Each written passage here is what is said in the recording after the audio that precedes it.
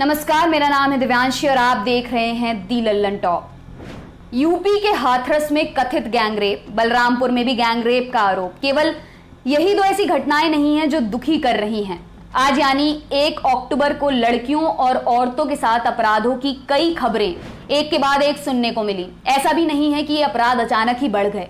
हाथरस की घटना ने लोगों का ध्यान एक बार फिर इनकी तरफ खींचा, औरतों के रेप, यौन शोषण और मर्डर की घटनाओं की तरफ। सभी के बारे में तो नहीं बता पाएंगे, इसलिए उन 3 घटनाओं के बारे में बता रहे हैं जो राजस्थान पुलिस पर सवाल खड़े कर रही हैं। सबसे पहले 12 में 2 नाबालिग लड़कियों का कथित गैंगरेप। 12 जिला, यहां रहने वाली 2 नाबालिग बहनों ने 30 सितंबर को आरोप लगाया कि किडनैप करके उनका गैंगरेप किया गया था। उनके पिता ने भी यही दावा किया। परिवार ने पास ही रहने वाले 2 लड़कों के ऊपर किडनैपिंग और गैंगरेप के आरोप लगाए हैं। दोनों लड़के भी नाबालिग हैं। लड़कियों की उम्र 15 और 13 बरस है। क्या है पूरा मामला? इंडिया टुडे के राम मेहता और शरद कुमार की रिपोर्ट के मुताबिक 18 सितंबर की रात दोनों बहनें घर से गायब हो गईं। आसपास खोजा गया, नहीं मिली। पिता 12 महिला थाने गए, घर के पास रहने वाले 2 लड़कों के खिलाफ शिकायत दर्ज कराई। शक जताया कि दोनों उनकी बेटी को बहला फुसलाकर किडनैप करके ले गए। आईपीसी की धारा 363 के तहत केस दर्ज किया गया। 21 सितंबर को एक आरोपी लड़के ने फेसबुक पर लड़कियों के साथ फोटो डाली, उससे लोकेशन ट्रेस की गई। कोटा में होने का पता चला। पिता खुद पुलिस के साथ कोटा गए, बच्चियों को खोजा, उन्हें 12 लाया गया। दोनों आरोपी लड़कों को भी साथ लाया गया। सीआरपीसी के सेक्शन 164 के तहत मजिस्ट्रेट के सामने बच्चियों से पूछताछ की गई। फिर उन्हें 5 दिन के लिए सखी केंद्र भेजा गया। कुछ दिन आरोपी लड़के हिरासत में रहे, फिर वो भी छूट गए। लड़कियों को भी घर भेज दिया गया। अब 30 सितंबर को लड़कियों ने मीडिया के सामने आकर आरोप लगाया है कि उनका रेप हुआ था। क्या कहा लड़कियों ने? बड़ी बहन ने कहा, वो दोनों लड़के हमें जबरन लेकर गए। 18 सितंबर की रात में हमारे मुंह पर कपड़ा बांधकर ले गए थे। पहले कोटा, फिर जयपुर, फिर दोबारा कोटा ले गए। वहां 2-3 लड़के और आए, सबने हमारे साथ गलत काम किया। वो धमकी देते थे कि अगर हम किसी को बताएंगे तो माँ बाप को मार देंगे। फिर 21 सितंबर को पिताजी आए पुलिस के साथ। पुलिस को हमने सब कुछ बताया, लेकिन हम डरे हुए थे क्योंकि माँ बाप को मारने की धमकी दी थी, इसलिए मजिस्ट्रेट के सामने हमने बयान बदल दिया। छोटी बहन ने कहा, हमें जबरन लेकर गए थे वो लोग। वही लोग हमारे लिए खाना लाते थे, हमें खिलाते थे, फिर हमें कुछ होश नहीं रहता कि वो हमारे साथ क्या करते थे। मुझे नहीं पता कितनों ने गलत किया। एक लड़के को बस जानती हूं मैं, उन्होंने धमकी दी थी कि अगर पुलिस वालों के सामने मुंह खोल दिया तो मार देंगे। कुछ पता नहीं कहां लेकर गए। बच्चियों के पिता का इस पर क्या कहना है? पुलिस ने कोई कार्रवाई नहीं की, लड़कों को भी छोड़ दिया, बेटियों को सखी केंद्र में भेज दिया, डराया, धमकाया। फिर जब बच्चियां घर आईं तो उन्होंने सारी बात बताई। मेरी बेटियों के साथ बहुत गलत हुआ है, हमें न्याय चाहिए, उन्हें सजा मिलनी चाहिए। इस पर पुलिस क्या कहती है? 12 के एसपी रवि सबरवाल का कहना है कि बच्चियों का बयान लेने के लिए मजिस्ट्रेट साहब खुद सखी केंद्र गए थे। वहां बच्चियों ने खुद बताया कि उनके साथ कुछ गलत नहीं हुआ, वो अपनी मर्जी से उन लड़कों के साथ गई थी। एसपी ने कहा, मजिस्ट्रेट साहब के सामने बच्चियों ने कहा कि उनके पिता उन्हें कहीं घुमाने नहीं ले जाते थे, इस कारण से वो कोटा चली गई थी घूमने। कोई गलत काम नहीं हुआ। मजिस्ट्रेट साहब ने बकायदा इसे लिखित में हमें प्रोवाइड किया। इन तथ्यों के आधार पर 164 के तहत दिए गए बयान, लड़कियों के बयान, सखी केंद्र में इन्होंने जो बयान दिया उसका विश्लेषण किया जा रहा है। चूंकि लड़कियों ने कोई जोर जबरदस्ती होने से इनकार किया था, साथ ही मेडिकल जांच से भी पता चला कि किसी प्रकार की जोर जबरदस्ती नहीं हुई थी। इन सब आधार पर हम जांच कर रहे हैं। हम जांच को बंद नहीं कर रहे हैं। इसमें अगर कोई और एंगल है तो उसमें हम जरूरी कार्रवाई करेंगे। एसपी से जब पूछा गया कि लड़कियों ने मीडिया में कहा है कि बयानों को लेकर उन्हें धमकी दी गई थी, इस पर क्या कहेंगे? जवाब में एसपी ने कहा, 164 सीआरपीसी के बयान का यही मतलब होता है कि पीड़िता इंडिपेंडेंट एजेंसी मजिस्ट्रेट के सामने बिना डरे अपना बयान दे सके, और उनके सामने लड़कियों ने बयान दिए हैं। फिर भी अगर बच्चियों को लगता है कि उस समय उन्होंने जो बयान दिया वो किसी जोर जबरदस्ती में दिया, तो हम उनसे दोबारा मजिस्ट्रेट साहब से परमिशन लेकर बयान करा देंगे। उसमें जो तथ्य सामने आएंगे उसके हिसाब से केस आगे बढ़ाया जाएगा।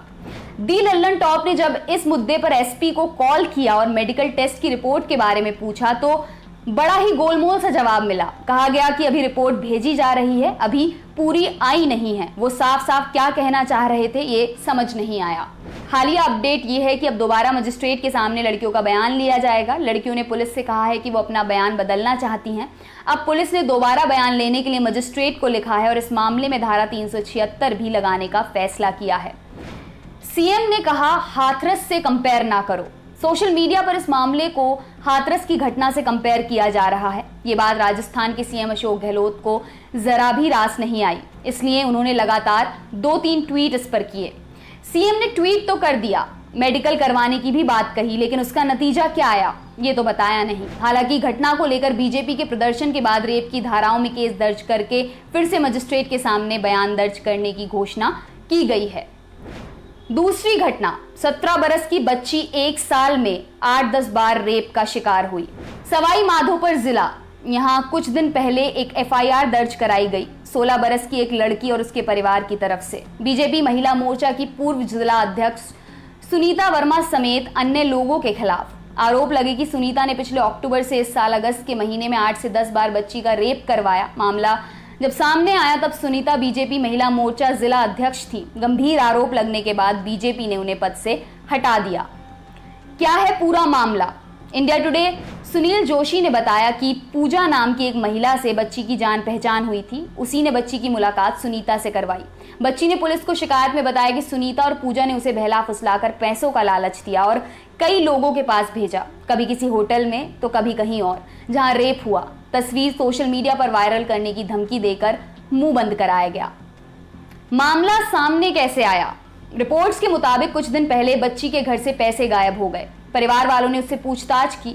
उसने बताया कि सुनीता ने उससे पैसे मंगवाए थे। फिर बच्ची ने सारी बातें पेरेंट्स को बताई। पेरेंट्स पुलिस के पास पहुंचे, शिकायत दर्ज कराई। सुनीता समेत 4 लोगों की गिरफ्तारी हो चुकी है। पूजा अभी भी फरार है।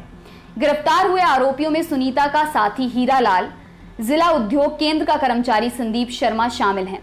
चौथा आदमी कलेक्ट्रेट में चतुर्थ श्रेणी कर्मचारी शौरण मीणा है। शौरण मीणा पर बच्ची का रेप करने का आरोप लगा है। इसके अलावा पूजा को लेकर यह बात का दावा किया जा रहा है कि उसका असली नाम पूनम चौधरी है। वो कांग्रेस सेवा दल के महिला मोर्चा की जिला अध्यक्ष है।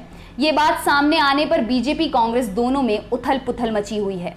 महिला सेल के पुलिस उप अधीक्षक ओम प्रकाश सोलंकी ने कहा, सुनीता वर्मा और हीरा लाल साथ में ही हैं। इनसे पूछताछ की जा रही है। इन्हें कोर्ट में पेश किया गया है। पीड़िता ने अपनी शिकायत में कहा है कि इन लोगों ने 8 से 10 अलग अलग जगहों पर अलग अलग लोगों से उसका दुष्कर्म कराया। हम और जांच कर रहे हैं। जल्द से जल्द इसका पर्दाफाश करने की कोशिश है हमारी। मुख्य आरोपी सुनीता की गिरफ्तारी 26 सितंबर को हो गई थी। 3 अक्टूबर तक पुलिस रिमांड पर भेजा गया है। बच्ची का मेडिकल हो गया। ओम प्रकाश सोलंकी ने बताया कि मेडिकल तो हो गया है, लेकिन रिपोर्ट आना अभी बाकी है। मामले से बीजेपी ने पल्ला झाड़ लिया है। बीजेपी जिला अध्यक्ष डॉक्टर भरत लाल मथुरिया ने कहा, यह कृत्य निंदनीय है। अपराधी जो भी है उसे कानून के तहत दंड मिलना चाहिए। हमें तो ये लगता है कि ये गरीब महिलाओं की डायरी बनाती हैं, उनकी मदद करती हैं। हम तो उन्हें अच्छा कार्यकर्ता समझते थे, लेकिन उसी की आड़ में ये धंधा पनप गया। ये बड़ी चिंता की बात है। इसका जो कानून करेगा वो करेगा, लेकिन हम भी प्रयास करेंगे कि इस तरह की गलती दोबारा ना हो। मैं यही कहूँगा कि किसी पार्टी से कोई मतलब नहीं है, ये सिस्टम की गड़बड़ी है। गरीबों की मदद के बहाने ये सब कर दिया। तीसरी घटना अजमेर के एक गाँव की, जहाँ एक महिला रेप की शिकार हुई। अजमेर जिला, यहाँ के एक गांव की महिला ने अपने ही गांव के एक आदमी पर रेप के आरोप लगाए हैं। थाने में शिकायत दर्ज कराई है। हालांकि अभी तक गिरफ्तारी नहीं हुई है। क्या है पूरा मामला? इंडिया टुडे के चंद्रशेखर शर्मा की रिपोर्ट के मुताबिक एक शादीशुदा महिला अपने मायके आई थी। महिला ने पुलिस को दी शिकायत में आरोप लगाया कि गाँव का एक आदमी टीपू सुल्तान उसे जबरन खेतों में लेकर गया, रेप किया। उसके दोस्त भी पास में मौजूद थे। महिला ने मीडिया से कहा, मैं ससुराल से मायके आई थी, मम्मी से मिलकर वापस घर जा रही थी। वो मुझे रास्ते में मिला, छत से इशारा किया और कहा आगे चल। खेत में लेकर गया, फिर रेप किया। 3 लोग थे वहां, 2 को मैं नहीं जानती, 1 को जानती हूं। मैंने मम्मी को सारी बात बताई है। पुलिस में भी शिकायत कर दी है। पुलिस क्या कहती है? थाना प्रभारी सत्येंद्र नेगी ने मीडिया से कहा, महिला ने शिकायत में बताया कि गांव के ही एक आदमी ने उसका रेप किया। रात में जब घर वाले उसे खोजने लगे तब आरोपी ने महिला को घर के पास छोड़ दिया और भाग गया। केस दर्ज कर लिया गया है, जांच हो रही है, आरोपी की तलाश जारी है। आपके लिए खबर लिखी हमारी साथी लालिमा ने। देखते रहिए दी लल्लन टॉक। शुक्रिया।